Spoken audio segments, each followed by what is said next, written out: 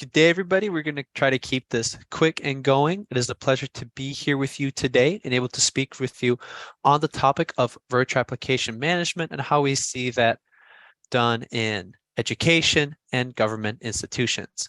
As mentioned, my name is Carl Camp, and I'm also joined by my colleague today, Jenny Jin, where we both work as solutions architects at AWS. Now, when we dive into the conversation around streaming and virtual desktop infrastructure, we often discuss with our customers the key drivers that we're seeing in both schools and government. The way many contractors work today and the way students learn today also has dramatically shifted, obviously, within the last couple of years. Today, individuals have become much more mobile. Students and workers are increasingly operating remotely, on the go, or moving from one project to the next much quicker. Students and teachers, managers and employees are collaborating across different borders, time zones, and organizations. So, as a result, institutions are increasingly looking for options to work and study securely from any location. And so with that, we need technical solutions that can assist with this transition. Now, in the realm of AWS, this often involves talking about Amazon AppStream 2.0. Now, Amazon AppStream 2.0 is not a new technology, but its adoption rate has drastically increased within the last couple of years. So as a service, it is a part of our broader suite of AWS end user compute services, which are fully managed, pay as you go, and secure for many different types of workloads. Now, what differentiates AppStream 2.0 from the rest of our EUC services is that it is an on-demand, non-persistent desktop or application streaming service that allows you to scale resources up and down quickly to meet the needs of your students, contractors, or other workers. Now, applications can be accessed on virtually any device type or on the web.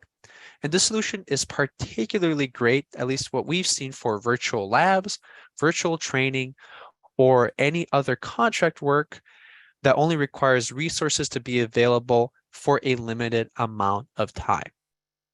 Now, as a fully managed service, your IT teams do not need to worry about the hardware, software, or administration of your virtual desktop infrastructure, or as we call it, VDI solution. Instead, they can focus on the images, applications, and users who are using them. And when we talk to educational and government institutions, this proposition is incredibly appealing, right? As these organizations are fundamentally not in the business of managing data centers, but serving their constituents, such as students and citizens, respectively. And through these fully managed solutions, such as AppStream 2.0, you ensure secure desktop streaming for your end users in the classroom and workforce. You're able to easily integrate with existing IT infrastructure such as Active Directory or G Suite. You're also centrally managing desktops as opposed to providing expensive hardware, which is easy to break and difficult to debug remotely. And finally, you can also scale seamlessly to meet a sudden increase in students, staff, or contractors or citizen workers without needing to know your exact numbers before an event. So, in fact, what I want to do right now is bring on Jenny Jin to quickly demo AppStream 2.0 with some applications and show you the components that actually make it up. So, Jenny, take it away. Thank you, Carl. So here you can see is the main page of Amazon AppStream 2.0. So on your right, there is a quickly get started wizard you can utilize. And by clicking this try streaming right now, it will lead you to a pre-prepared session by AWS, which you can see it's an AppStream session, including the application like Blender, Eclipse, Firefox, and also FreeCAD and Krita graphic design applications for your users. So how you create your own streaming sessions. So let's go back to the console. So there were 3 steps if you want to stream your apps and desktops to your students, staff, contractors, and citizens. So first is image. So let's go to the left panel here and click images. So an image contains applications that you can stream to your users. It also contains a default operation system choice, including Windows or Linux. And AWS provides you base image that you can use to create your image. On here, you can see different base image, including the example image I just showed you, and also image with different operation system options like Linux and Windows servers. Also, you can see there is image we specifically created for graphic design.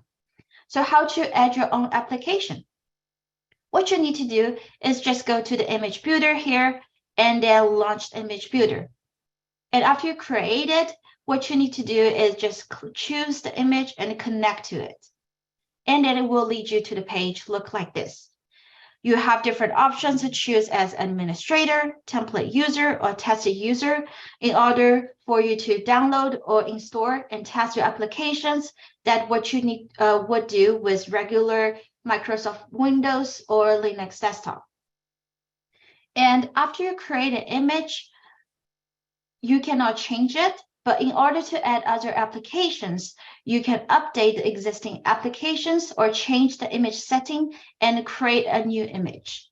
You also have the ability to copy your image to other AWS regions or share with other AWS accounts in the same region. After you create an image, you will need to go to the fleets page and create a fleet.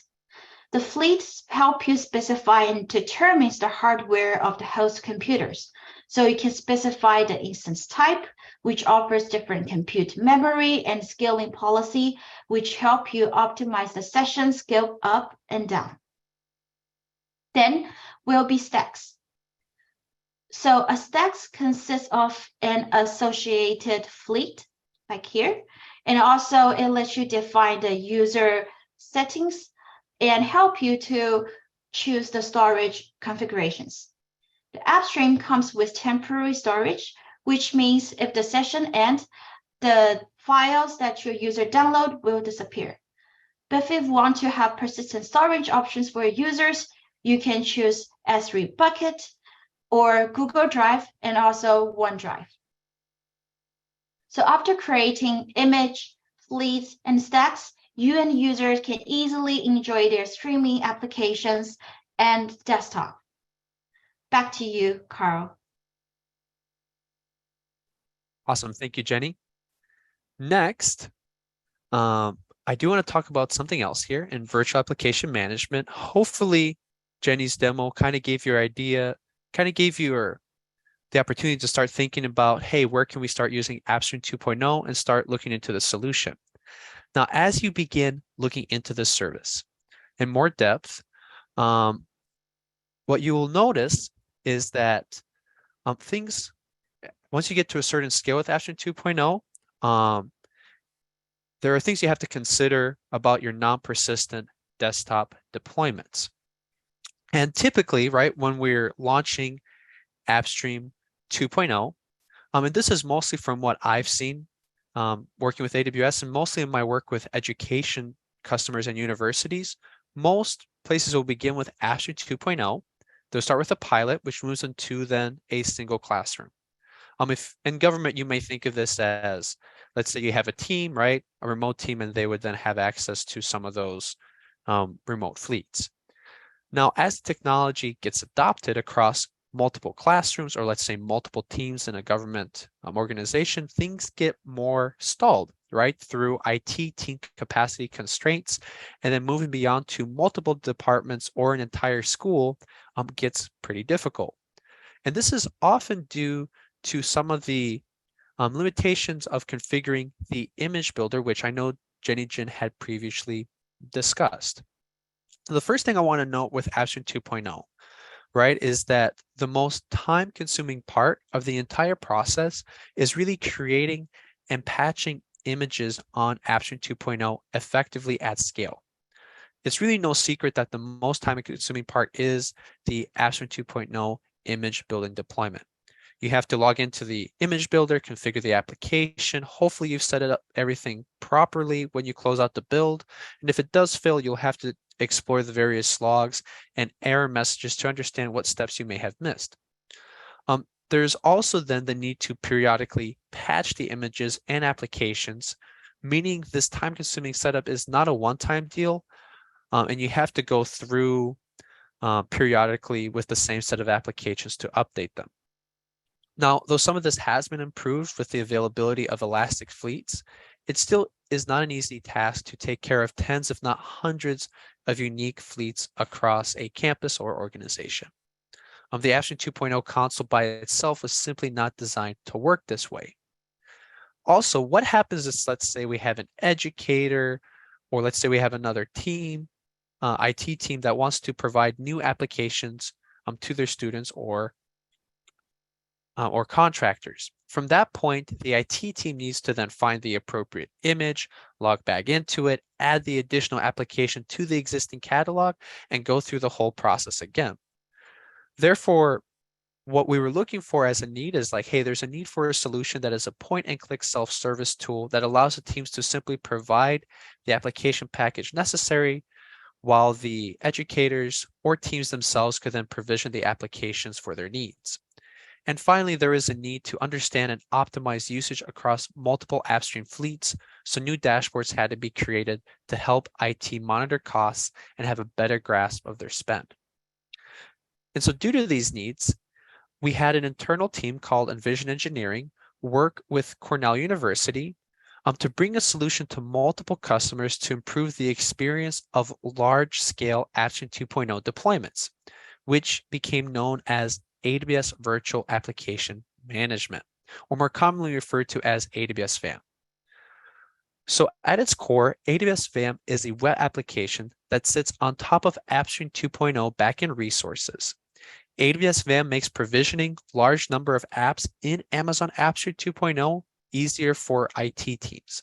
Now, keep in mind that the solution itself does not replace AppStream 2.0, but serves as a companion application to manage those running instances.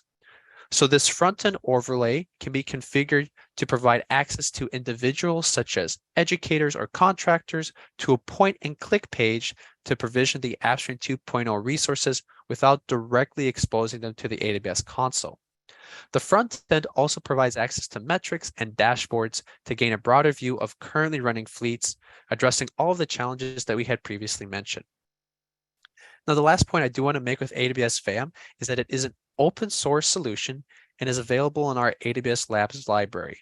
So you don't pay a premium license to use the solution, right? You'd only pay as you go, as you're launching AWS infrastructure to support the solution, as well as any AppStream 2.0 resources that you've launched through it.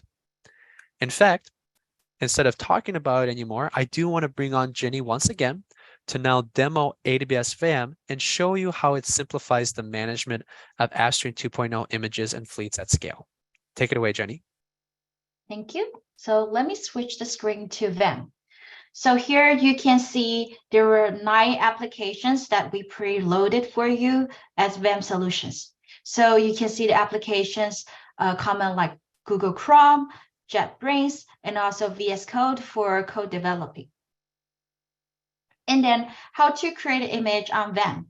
So you'll be easily go to the AppStream image and click create image. What you need to do is just give a name to the image, choose the builder instance type, and then choose whichever application you want to use for your image. So just click different checkbox and then click create image. So we also offer the visibility as workflows here to let you to visualizing the progress of creating image. And it will be easier for you to troubleshooting. Like another tab here, it shows failed as the status. You can just easily go to view progress and see where the error is. So it will be easily for you to troubleshooting, find out the problem, and resolve the problem. Then after creating image, you will do the similar thing as go to as AppStream regular console. You just click the fleets here and click create a fleet. So you can, after create it, you can go to the fleet details to see which instance type you choose. which fleet type you choose to deploy. We have always on, which means sessions are always on, and even your users not using it is continuous on. We also have on demanded, so it will only up, the session will only up when your user access to the sessions. And here also you can see the visibility of your capacity, of your scaling policies, and also which applications is in this image that you use. After that, I also want to introduce a dashboard that Carl mentioned before. So here, this metric dashboard will help you to tracking the average session length by fleet and also the daily sessions. So in this way, it will be easier for you to tracking the usage of how your user use the AppStream and also help to optimize the resource and saving the cost.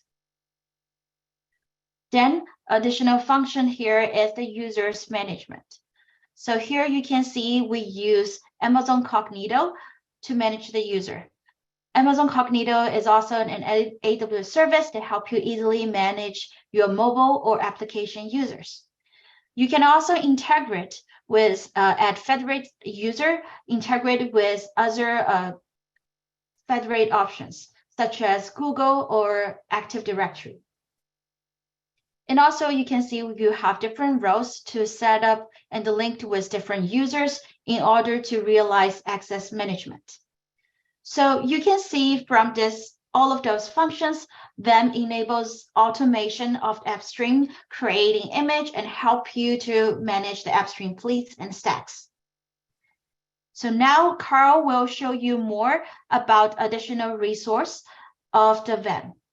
Back to you, Carl. Awesome. Thank you, Jenny. Maybe one more thing I want to mention about VM, right, is that, so you saw those applications, those can be configured as packages in an S3 bucket. And then from there, if you needed to update them, right, you can just update that in the S3 bucket itself with a package using Chocolatey or PowerShell. So it makes the whole application installment process a completely touchless solution. So you don't even have to touch the AppStream console itself. Everything can be done through VM. Much quicker and much easier. Now, as you begin, hopefully you'll begin exploring using AppStream 2.0.